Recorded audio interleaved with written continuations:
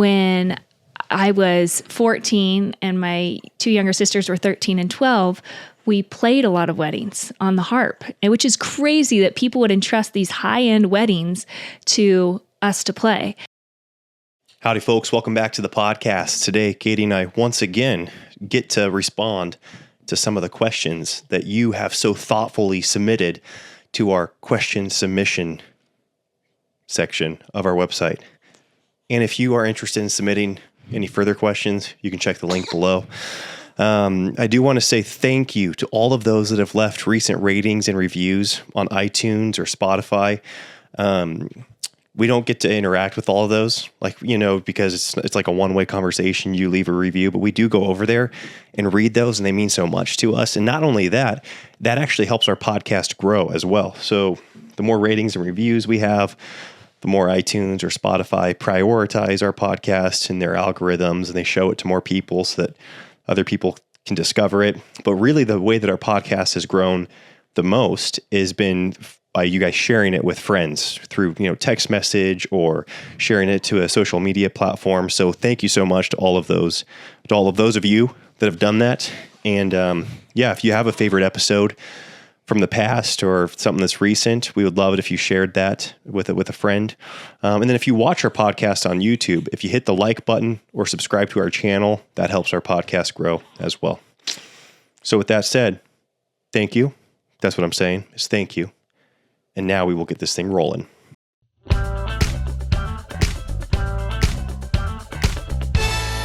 Now That We're a Family podcast. So Elisha's going to read the questions off. You guys submitted a lot of fun ones, different ones this time. It was fun to see. We're also going to let you know, though, about a couple things in this episode. The first one is Voteberg Music Academy is... Should I say this now? Do you want to say it? I mean, with that setup, I think, whoa, Hyman, what a burp. He was like, I'm going to say it now. Yeah, this is probably a good time just to let people know about the price increase that's going to happen and kind of all that stuff. Yeah, so just real quickly before we dive in March, at the end of March, we're going to be price increasing in the Get It All Done Club. It's been a while since we've done this. Or Voteberg Music Academy. What am I talking about? Elisha, Yes. Wow, all the titles, all the things. Get It All Done Club staying the same price. This is a mess. Voteberg Music Academy. We are upping the price. The price is per family, per instrument. So your whole family can learn piano, or your whole family can learn guitar. If you have multiple kids, this is a great way to go. We have our kiddos learning piano on Voteberg Music Academy, and they supplement Elisha's lessons with fiddle lessons on Voteberg Music Academy. And so if you're wanting to try a new instrument or something like that, now would be a good time to jump in, because that price will be going up in March and won't be coming down again. We've added just a ton of new features, a ton of new live calls. Students are getting faster results than ever before. I was just talking to my sister, who's our piano teacher, and she was saying, she's like, it's so crazy, but my online students in Voteberg Music Academy are now progressing faster than my in-person students. Wow. Which is pretty cool to hear. So anyways, all those new features are just incredible over there. We're so proud of them. So I do have a special offer, though, if you would like to discount it further for the first 200 of you that sign up. So again, that can be 200 families or 200 individuals. With the link down below, you'll get a 20% discount on top of the current pricing. So just want to let you guys know about that. And we can start with the questions. Sounds good. Okay, so yeah, again, I always love hearing from our listeners via the questions that they submit. And I'll just use my own judgment and start with the one I want to start with. How about that? That's perfect. Does that sound good? Okay. I am 29 and have been dating my boyfriend for 5 years. I grew up in a homeschool family with 6 kids, and it has always been my dream to have a large family. My boyfriend says he wants to marry me, but it's been 5 years and no commitment has been made. How long should it take for someone to figure out if they're the right person? And in what time frame should a girl expect commitment from a guy? She goes on. But I feel like that's kind of the gist of the question. Yeah. Sure. Whatever you think is enough context. Yeah. I think that's pretty much says it all. Yeah. He says he plans to marry her someday. But she's beginning to wonder if that'll ever come. She feels hurt by the fact that, 5 years isn't enough for him to be sure about spending the rest of his life with her. And she's beginning to fear that if she waits much longer, she will have to compromise on the prospects of having a family with him or anyone. Yeah, I mean, that's like, it's one thing to date when you're for 5 years, when you're, 15 to 20 or something like that. And there's obvious things like, okay, you guys need to be able to provide or live on your own or something. Sorry. But we probably wouldn't recommend that either. Yeah, we wouldn't recommend that, but I feel like that happens, when you hear 5 year, these long dating periods. But from 24 to 29 or ish, you've been eligible that whole time, and so I think that's super hard. I mean, what's the first thing that comes to your mind, Elisha? I mean, I don't know. Again, we don't have the full context here, but as a guy, I think the first thing that comes to my mind is, are you living together? Are you sleeping together? Again, and it's like, it sounds like they're a Christian couple, so hopefully they're not. But oftentimes, if that's a part of the relationship, the guy has very little incentive to take it to the next level of commitment, right? I know that seems like very like superficial and like basic, but people talk about you shouldn't marry for sex, but it's funny because Paul says the opposite. It's like, it's better to marry than to burn. And I think what people mean is you shouldn't marry for only sex, right? But that actually is a reason to get married, is to be able to have sexual intimacy. And that's a huge motivator for men. Like, and that's not the only motivator. It shouldn't be the only thing they see in a girl, but that is a reason that people get married. And the Bible tells us that is a reason to get married. And so if that reason's taken off the table in the dating aspect, then there's one, you're living in sin. And so there's that. You should repent from that.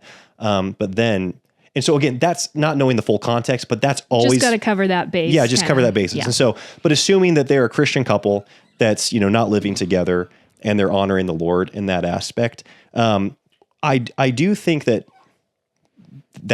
once again, I'm just coming from the guy's perspective. It's like, okay, well, what's he doing in his private life?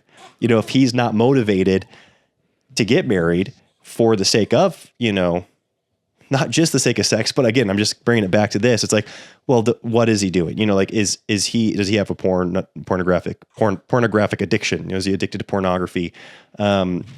Is he, finding that, that aspect of is he finding pleasure in that aspect of his life or satisfaction in that aspect of his life in an other, which would be immoral way? It really, any way outside of marriage is immoral. Anyways, I've got other thoughts, but what are your thoughts? Well, I think that's good. I think hearing from a guy's perspective is what's helpful because she already has a girl's perspective. Yeah. It's like you're starting to get confused and like what's going on. And I would say he absolutely has had enough time to decide whether he wants to marry you or not. This is not a decision that needs to be made. He already knows in his mind if he is actually going to marry you or not. I think it's just a matter of when, or is he just going to lead you on? You know what I mean? I think the decision's made up. He's committed to you or he's not, but I think you have to test that. And I think you have to, if you are 29 years old, and I think you have to be ready to give him an ultimatum, honestly, because he is wasting your time. And let him know that, hey, I'm 29. I love you, but I would love to have a family. If you're not ready to do that right now, then I need to find someone who is ready to have a family. And so that needs to be goodbye for me. And in my mind, that's what I feel like would be so brutal to do. It's so much easier to say. And I feel like you have to be ready to walk away in that conversation if he calls your bluff. And then maybe, if he really does want to marry you, then he doesn't picture his life without you. And it's going to rip his heart out and he will propose. Or, maybe he'll break up for 6 months and he'll realize what he missed. Or he never had that intention and he just lets you walk away. Yeah, Either way, it forces his hand. It's not easy. And I will say this, to maybe speak more from an advocate position from the guy's perspective, because I know I just brought up the things that to me would be, because there's shortcomings in men these days not wanting to commit, right? Not wanting, they just want their freedom, but they want the benefits of marriage without being committed to a woman in the covenant of marriage or the responsibility of children. And that in and of itself is just immature, unchristian and oftentimes sinful thinking. A lot of times I don't think it's overtly sinful. I think it's just what cultures they've what's the word I'm thinking of here? They conditioned us, I think, to think that way. And so I think it becomes sin if it's addressed and you're like, hey, I think this is what we should be doing. And then he chooses to then not commit. What becomes sin? If he is confronted with his lack of commitment, and then a lot of times I think people are not confronted, is what I'm saying. Yeah, but I don't think a lack of commitment is sin, right? I think it can be with guys for sure. Like not taking on responsibility.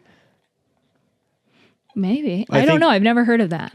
Well, I think it's incumbent upon men to own the responsibility of providing for a woman. If you love her and you want to marry her and you want to be in this committed relationship, or you just, a covenantal relationship, provide for children, a lack of commitment can become very sinful if it's leading to the neglect of a relationship, the putting off of, children and things like that. What I was going to say is, trying to play his advocate here for a second, is that maybe there are expectations that have been, laid between you and him, between conversations you guys have had around where he thinks he's supposed to be in his career, where he thinks he's supposed to be financially before he starts that season of life.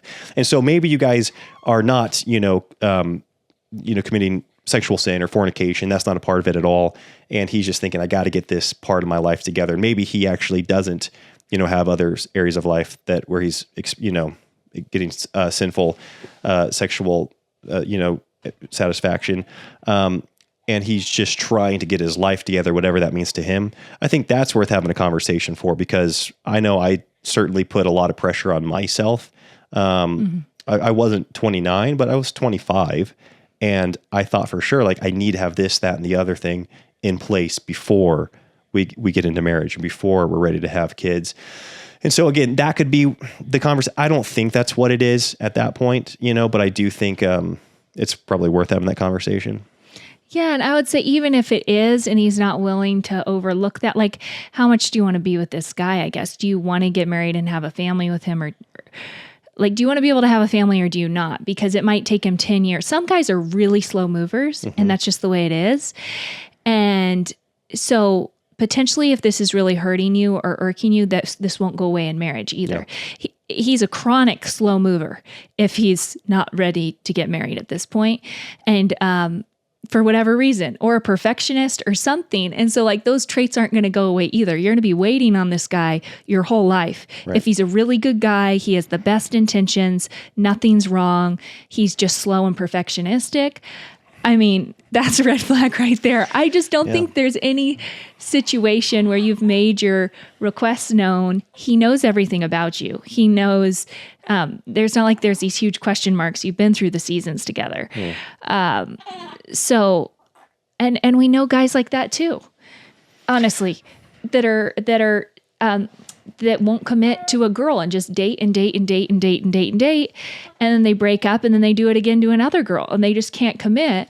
And it's not what I would recommend for someone who's serious about wanting to start a family and get married.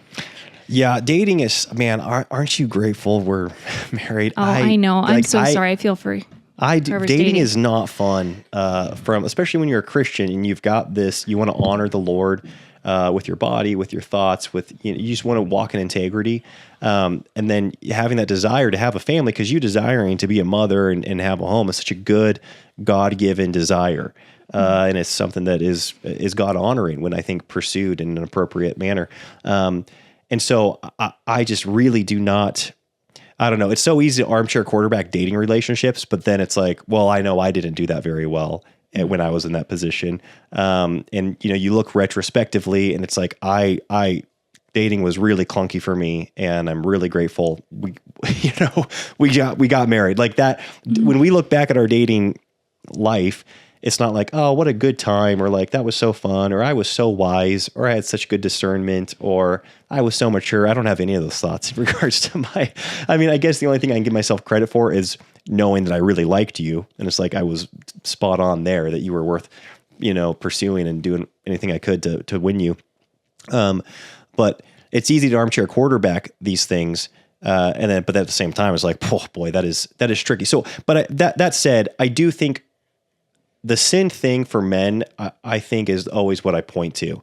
It's just like, oh, it's complicated. It's not complicated. And that's what's really it'll be interesting to see when we get to heaven, how much the internet just had an impact on relationships. I know sin was around before the internet and all those things, but it is bizarre to me that men and women can just build up this ideal in their brain through a catalog of endless options, right? So they think it's like, oh, I've got this endless array of, I want my wife to have this type of humor, this type of physique, this type of intellect, this type of sober thinking, this type of work ethic. You build this thing based off of a bunch of different personalities and people online.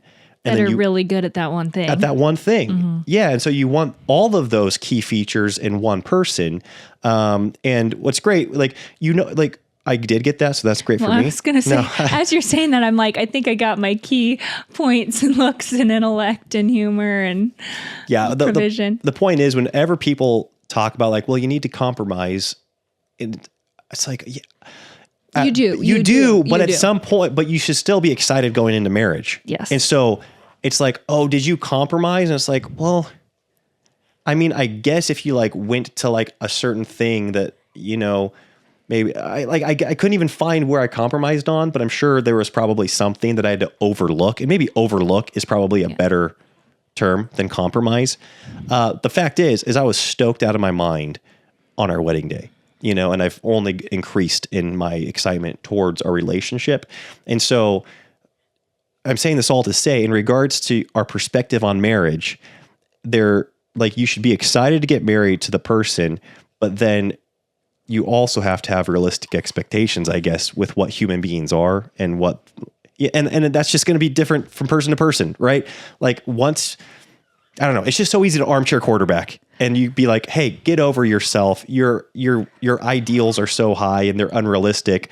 But at the same time, if they're not motivated enough to stop being single by that person, then, well, what are you going to do? Like force their hand?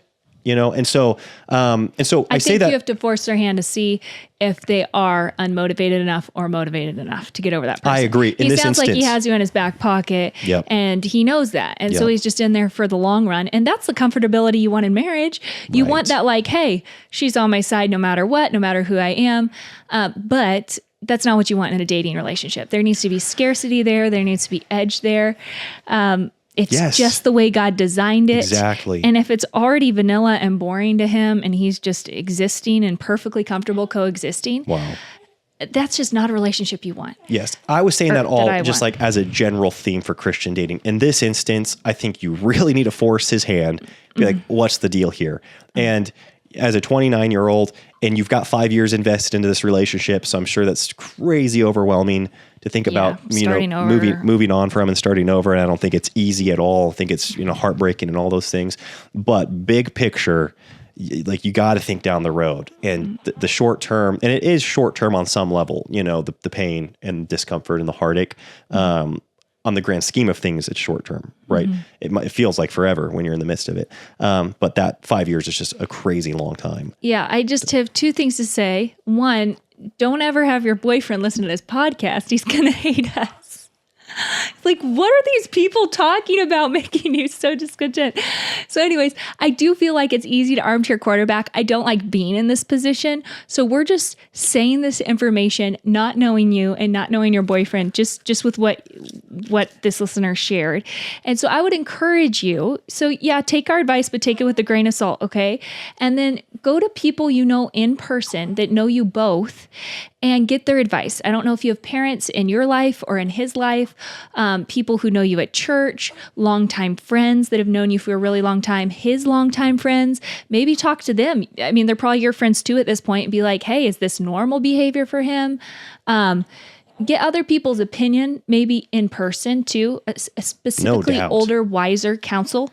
I would really encourage that, because they're going to have a lot better perspective into your relationship than we ever could. Even if we were sitting here in the room with you, which we aren't. And so we can't get context. Yeah. So just know that this boyfriend might be a great guy. We see through this one angle, it's totally wrong. And he's not here to defend himself. Yeah. Well, yeah. So- A couple things there, Katie. One, all in-person community and accountability, pastor, church. That is the way God created us to function in life. Okay. So we should all be, if we're not in that, we should be pursuing that and finding that. In regards to, what's interesting though, is that with in-person community, oftentimes you just overlook the quirks and then sometimes shortcomings of your friends. And That's true too. And so I'm not saying that they have a better insight. They probably do, but it's way easier for us to say things like, you shouldn't be living together because we don't know you. And that's just a fact. That's a biblical fact that the marriage bed is reserved for that, for marriage. When it's your friends or you've been friends for so long, you don't want to hurt the friendship or the relationship. And we've had cousins in this experience or people close to us in this. It's very, very difficult to say and very, very scary, even though you care about the person in person. We aren't just like this with people we care about. Yes. It's really hard to be frank with them with these biblical truths. Yeah. And so, I mean, do I think pastors should be calling out those couples? Of course I do. But a lot of pastors just are too scared to do it. They don't want to know the details. They kind of want to keep, and we just know so many people that have been in this scenario and have not been confronted by their in-person community, even though it was a Christian community. That's true too. In name anyways. So take both sides Yeah. and then mix them together, take the median. And because like I was going to say, what I was going to say in regards to, we just don't know any context. And so it's like, is he finishing up grad school? Is he, becoming a doctor? Is there something coming down the pike where you're like, oh, that would make sense that if I look at it from that perspective, he's trying to wrap this up. Is he trying to finish up his military service? We don't know what his life looks like, or is he just steady Eddie? He's been in the same career, for this whole 5 years. He's owns a house. What is something that might be trying to give him the benefit of the doubt? Like, oh, okay, well, ask him once he is done with this contract with this company and he moves back. Are you guys remote right now? Or are you in person? Whatever. Yeah. What are you waiting for? Yep. Kind of like, Yeah, what exactly. are you waiting for? What are you waiting for to propose to me? Do I have to prove something to you? Yes. Or I would argue if he's waiting for you for anything right now, I would end it. You've already proven yourself to him. You're devoted to him and he knows who you are. So I would ask more, what's circumstantial in your life that you're waiting for? Yes. Because you want a guy that's crazy about you, that can't wait to fulfill other responsibilities so he's in a position to put a ring on your finger and live with you. Yep. So you want that excitement and that devotion from a guy. And if he's just not that excited or that motivated by you, then it might not be what you want in the long run, even if he does. If you have to twist his arm to get him to propose. Right. And then you have a 2-year engagement and then it's like, you know what I mean? It's just like, I know that's probably happened to some people and they have great marriages, but it sounds like it could be a hard road. Yeah, it's a tough place to start from. Yeah. That's for sure. Anyways, we'll be praying for that situation for sure. Okay, another question? Yeah. All right. Oh, let me insert one more announcement. Okay. I've got announcements in this podcast. I'm sorry, you guys, but we are sending out the spring magazine. It looks so pretty. I was so nervous about this magazine, you guys. I've been up, this is what keeps me up at night, I guess, is different things keep Elisha up at night. The magazine is what has been that for me. And just the right people came into our lives to make it happen. And I'm so happy about it. So that said, we're sending out the spring issue. You can't pre-order anymore or buy the bundle of all 4. But if you just want to order the spring issue, there is some time to do that. So it's on the website and you can purchase just this issue that's coming out in a few weeks. So anyways, really excited to get that out to all of you guys who did subscribe to the annual subscription. And it's been a fun journey for us. It has been fun. And I really can't wait for you guys to read these articles. So anyways. Oh, yes. So I just grateful. have to say that. The contributors are incredible. Yes. Neat. It is so fun seeing, again, I don't want to just get totally derailed here talking about that, but I am so excited about this product. Yeah. That we get to offer. I think it's just going to be a gift. It's going to be a gift to us, honestly, because we get to have it in our home and read what so many smart people and have shared, written about when it comes to family and home and all that. But then being able to offer it to other people makes me really happy and excited. Yeah. So we're really grateful for it. And if you guys want to get in on it, you've got a little time to do that. I'll probably let you know in the next episode too. And then you're on your own. So last reminders, guys. Nice. You know what? Should we keep it in the theme of marriage or no? Sure. Yeah, because somebody Whatever actually, makes sense. you brought up the wedding and 2-year engagement, and I was going to find this other question. Okay. So this listener says, I'm a huge fan of your podcast. Thank you. I'm going to be getting married within the next year, and I was wondering if you could talk on the secular wedding culture, going in debt for weddings, etc., versus a godly perspective on weddings. Well, here's a secular approach to weddings that I think is interesting. Okay. Statistically, is that the more people you have at your wedding, the less likely you are to get divorced. And the less you spend per person at your wedding, the less likely you are to get divorced. Isn't that fascinating? Interesting. So I think it makes so much sense, though. These are secular. So what I think is cool about being a Christian is that statistics do not define our marriage. We're outside of those statistics. So it's not like I'm inviting people to my wedding to ensure a long and happy marriage, right? And giving them a $5 paper plate of food. But the point is, I was going to say a $5 paper plate. I know. I was like, not nice paper plate. Not the paper plate. In the wedding industry, I would not be surprised. Yeah. It's like, this is like recycled off the back of an emu or something. Okay. So I just think those are interesting stats to keep in mind when it comes to planning your wedding. And I think it shows that when you have this big wedding, you have a lot of people around you that support you. You have a big support system if a lot of people show up for you. And then the second thing is it's not about the day, it is about the marriage and investing in your life when you can't afford to have all these people at your wedding, right? And so you have to bring the budget way down in order to accommodate them. And it's more about people than it is about having the, flowers you've always wanted or, the materialistic things that you've always wanted. I think it just shows a value system. That's my deduction from those statistics. I don't know. There's probably a lot more at play there. Yeah, I actually do enjoy statistics from a secular perspective. And I think sometimes Christians, we do ourselves a disservice by not considering them. We say, oh, well, that's divorce. Those are godless people that are getting divorced, right? And you're thinking, well, yeah, but they're still people. We're still people. And there are going to be shortcomings that are common to men. And so, yeah, while we have the Spirit of God, the Spirit that raised Christ from the dead dwelling within us, and we get to enjoy the fruits of the Spirit, and we get to abide with the Lord and have self-control and all those things, and mature in Him, we're still humans. And so it is interesting looking at what those statistics might indicate. And I think, like you said, it's a value system that probably what those statistics are pointing to, where if somebody is really caught up in having an expensive wedding, forcing them to wait longer because of it, go into debt, maybe even not invite some people, like limit the guest list so they can have the ideal venue, or they can really go all out on I don't know. What do people spend money on in weddings? I don't know what it is. Everything.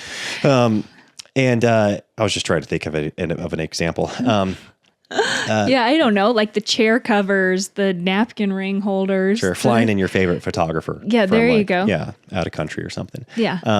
All the Pinterest photos, I mean, some of these just table floral arrangements are thousands of dollars. Oh, I know people can spend hundreds of thousands of dollars on a wedding. I was just trying to think of particular things that people where does this really add up at? It's like, are you flying in like a high profile pastor and paying him, $100,000 to conduct your service? I'm sure people do that. That said, it's looking at the value system. You're like, okay, like what might this indicate, and should that then inform what I should be putting what my value system should be, right? Mm-hmm. Like, okay, same thing when you're looking at divorced couples, you're like, what did happen there? Mm-hmm. And you're kind of like, oh, okay, they both had their own careers. They both had separate bank accounts. You can look at these things and be like, well, those are not good things to do then. It's like, did those cause the divorce? Maybe, maybe not, but you can start anecdotally going backwards, being like, well, let's stay away from, hanging out with people from of the opposite sex alone, or you can start deconstructing and finding some, I think, tactics to apply to your own marriage. And same thing, I think, goes with weddings. When you look at stats like that, it's not a rule. It's just kind of like there might be some wisdom there. And so what I like about the thought of having a lot of people there is that, as we all know, like marriage is a journey that you need to do in the context of a community. Yeah, it's a covenant with your spouse, and it ends with you guys. Like, you guys are the ones that are going to need to make it work. But boy, does community and support play a huge factor, either in a positive way or in a negative way. And so even looking at how many friends are there, or what friends are there? Like, are these people that are fans and advocates of marriage, or are they people that are just think marriage is a joke and they're just going to try to avoid it at all costs, or they think it's the old ball and chain? And so I think being conscientious of the type of friends you even are extending an invitation to. And I admire that a lot of times when people go out of their way in how they choose their wedding party, to be more informed by, are these the type of people that are going to bless my marriage ongoing? Or are they just my old friends that we've had a lot of, laughs with, and we went to college together, and we've, got all these funny memories, but really their value system's probably not going to support mine. I think considering things like that can be really helpful as you're preparing for a marriage. Yeah, it's funny. I'm like having flashbacks when you talk about what can go into weddings, because when I was 14 and my two younger sisters were 13 and 12, we played a lot of weddings on the harp, which is crazy that people would entrust these high-end weddings to us to play. And because we were just kids, but we would go and we would play at these I forget what they were called now, but they were these huge conferences. Like expos or something? Expos, yeah, wedding expos. And you could walk around all the tables and choose all the things, and it's just wild. I mean, you are just planning. You could just plan your life away for a wedding. Oh, yes. Yeah. As far as crazy. like the different decisions to make. Yeah. And how like there are numerous industries built just on facilitating a key aspect of a wedding. Yeah. And it's funny because I think part of a wedding I had to wrap my mind around with our wedding is it's not necessarily for you, like just for you. And I know some people say like their wedding day was their favorite day of their life. And it wasn't that way for Elisha and I.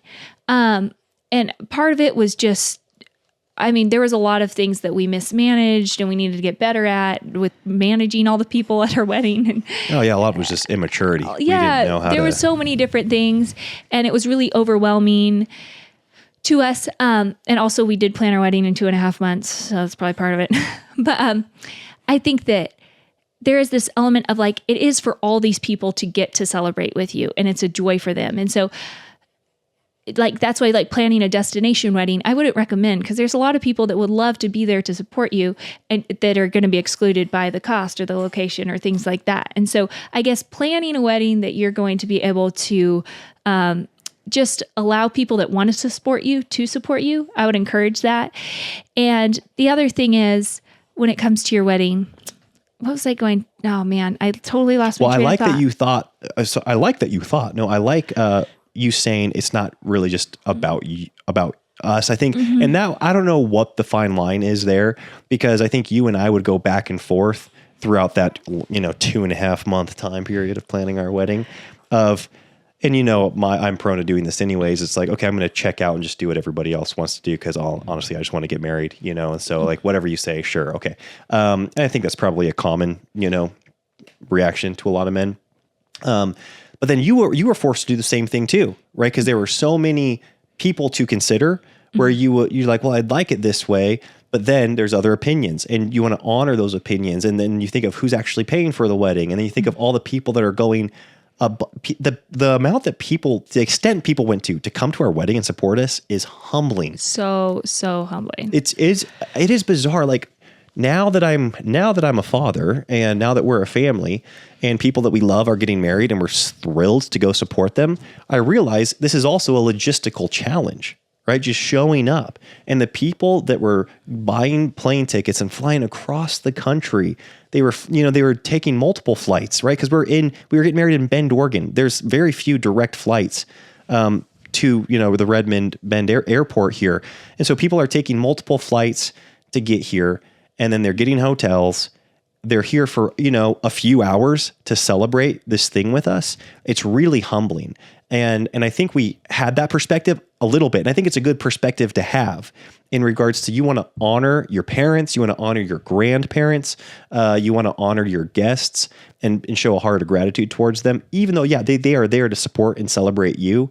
I think you also should probably consider what they're doing as well. Yeah, a lot of the details of our wedding, like even the date of our wedding, it was, we had family members that were expecting children. We had work schedules we were trying to work around. And it was like, it was that week or it was a long time later. Yeah. And so it's like, okay, well, this is the date because we do want to facilitate these people. They mean a lot to us. The venue that we chose, it wasn't really a venue. Yeah. It was like, how can we host the amount of people that are coming? Right. How can we feed the amount of people that are coming? It was a lot of the things. A lot of the aspects of our wedding were decided by our guest list and by the people we cared about. And we cared about quite a few people. Well, and I think the guest list, again, was decided by not just us, but we wanted to honor our parents and our grandparents. We did care about their opinion. People are saying like, oh no, like we really need to send an invitation to so-and-so. They did this, that, and the other. And it might be something that you can't remember, but they babysat you, until you were like 4 years old and your parents really appreciated it because they were doing it for free or whatever it may be, where I think those are good things to consider. And so our guest list did determine our venue. Almost everything. Yeah. Like what I felt like was about me, when I put in air quotes, was like buying my dress. I loved my dress, having my hair done. Like I felt like me getting ready for the day was like my princess moment. And you looked phenomenal. Oh, that's too. sweet of you Yes, to say. I'm so grateful we have those photos. Oh, you're sweet. Well, it's nice to be able to look at those and be like, man, that was the most beautiful I'd ever seen you. And yet you're so much more beautiful now than you were then. Wow. So it's just nice to have those reference points, So I feel that way about you. Definitely. You couldn't grow a beard back then. I don't know if I can now either. Oh yeah.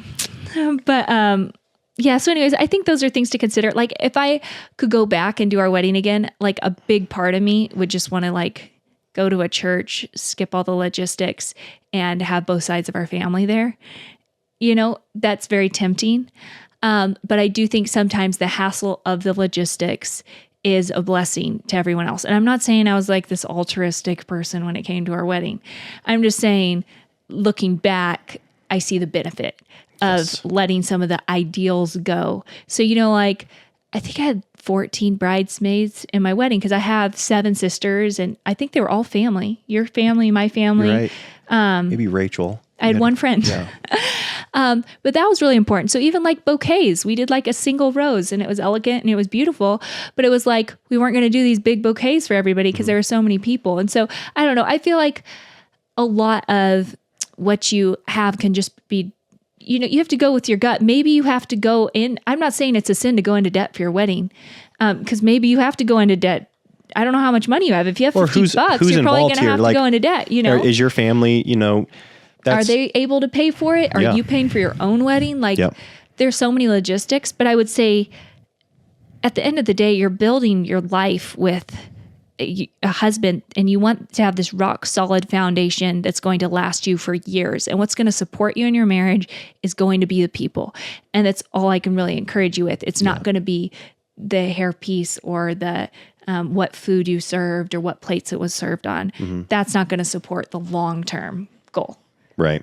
And you can always plan like sweet events afterwards if you'd like, or if you have the funds to do so. You could host sweet, unique destinations event for just you and your 4 friends if you want, and go all out. There's events that Elisha and I would like to host that are not like reruns of our wedding, but they're like, cool events where we want everything to be dialed in. We kind of dream up doing things like that down the road. Yes, I agree because there are because I could see getting pumped about a destination wedding when you've always wanted to visit this place and you're like, oh, well, I know a good time to do it. Like this is a good reason to go to this place and to book this venue or whatever.